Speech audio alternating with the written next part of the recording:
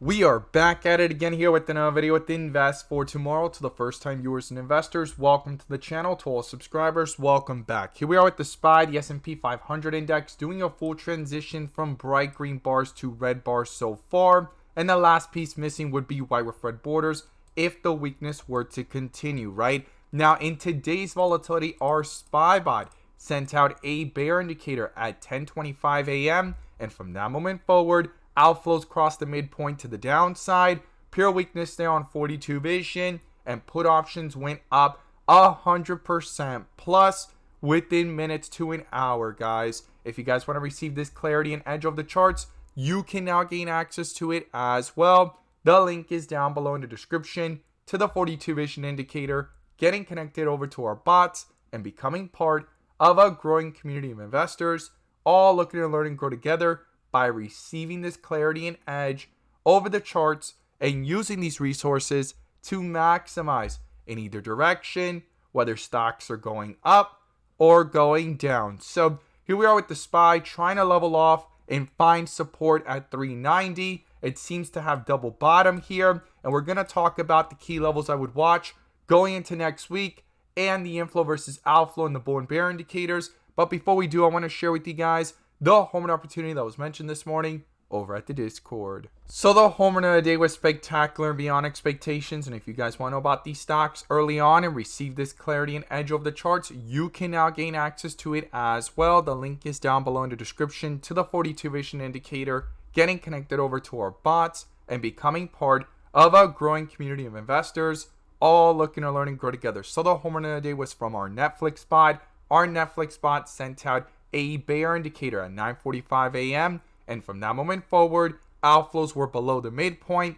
pure weakness there on 42 vision, and put options went up 200% plus within an hour, guys. If you guys want to receive this clarity and edge of the charts, you can now gain access to it as well. The link is down below in the description to the 42 vision indicator, getting connected over to our bots, and we look forward to having you join us, and we strive for opportunities like these every single day.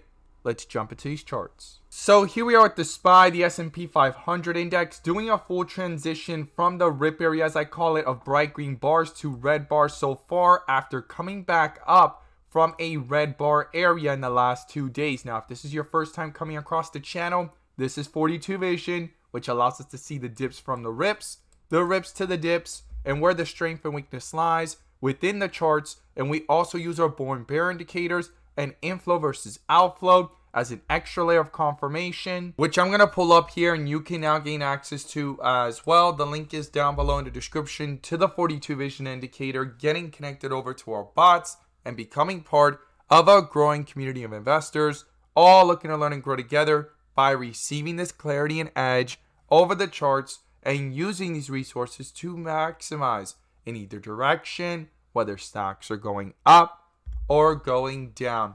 And in today's video, I'm going to pull up the inflow versus outflow indicator, which adds that extra layer of confirmation and gives us that edge within the volatility. So here we are with the SPY sitting under a bear indicator since the pre-market hours, and it rejected that same area where it popped up at 394 2 times after the bell, and things pulled down pretty quickly and outflows started to dominate within that volatility. And that's the time that our SPY bot, as you saw earlier in the video, sent out that notification of the bear indicator and that pure weakness within minutes to an hour, right? And then the rest of the day was choppy and multiple rejections up here at 391.50, and the stock is trying to come back up, which we're going to talk about that in just a moment. And it seems to have double bottom here if this strength can continue, and inflows are now back above on the 30-minute chart. This is going to be critical. This is going to be crucial, and I'm going to break it all down in today's video, what levels I would watch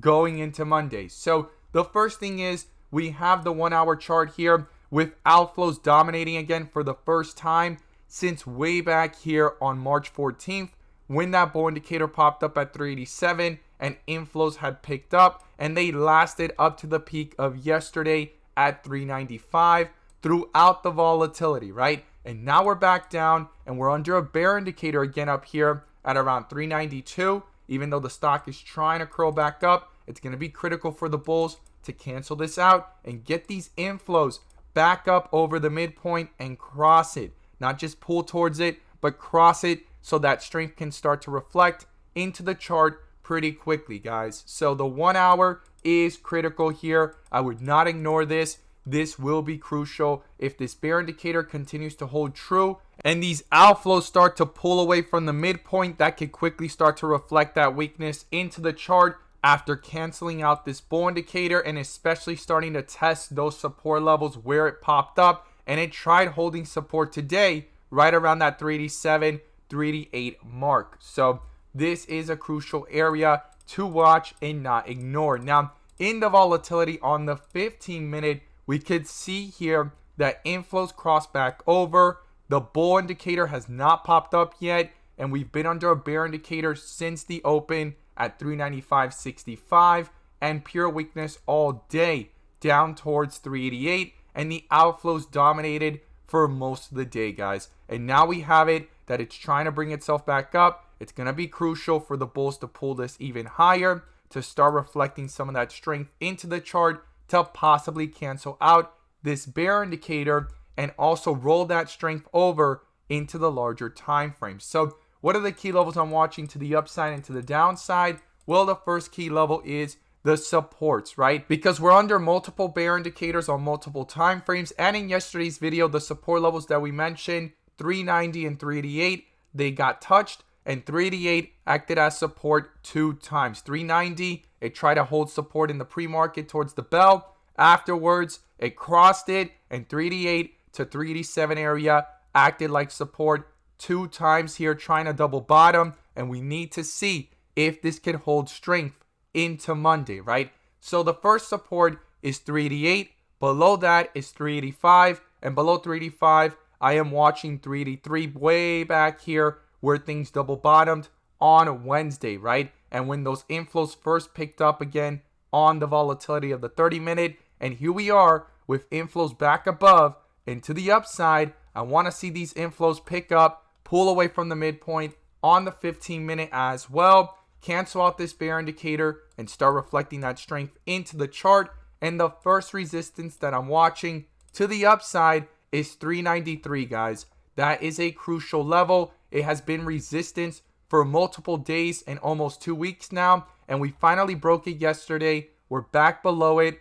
393 will be crucial. These inflows need to pick up, and also on the 1 hour, it would be awesome to see these inflows turn from red to green, head towards the midpoint, and if it could cross it, even better to potentially cancel out this bear indicator with a possible bull indicator. I'm going to be watching that into Monday, and it's going to be crucial that these inflows pull away and start reflecting that strength into the chart. And if 393 gets broken through, the next resistance is 396, where the rejection happened, and then above that is 398. And if 398 holds, the next level is that 400 mark, guys. A lot of people have their eyes on it. It's been that psychological level, as the articles state and different experts state. This is just an opinion and perspective alone, not financial advice, but we've looked over it before, and we've actually stated it in different videos and shared it, and we've seen it in the charts that once 400 breaks, the bulls try to reappear and bring things back up, and once it breaks to the downside and breaks below it, the bears try to reappear and make things go even lower. So there's a big fight here between the 390, 400 area again, trying to bounce back from these recent lows of 381, 380 area, but we need to see going into next week. And we also have Jay Powell speaking, so that's going to create even further volatility with the FOMC meeting, in my opinion. I'm going to be watching these levels to the upside and to the downside, the bull and bear indicators, and the inflow versus outflow very carefully. As always, guys, thank you guys so much for watching, and let's make some money.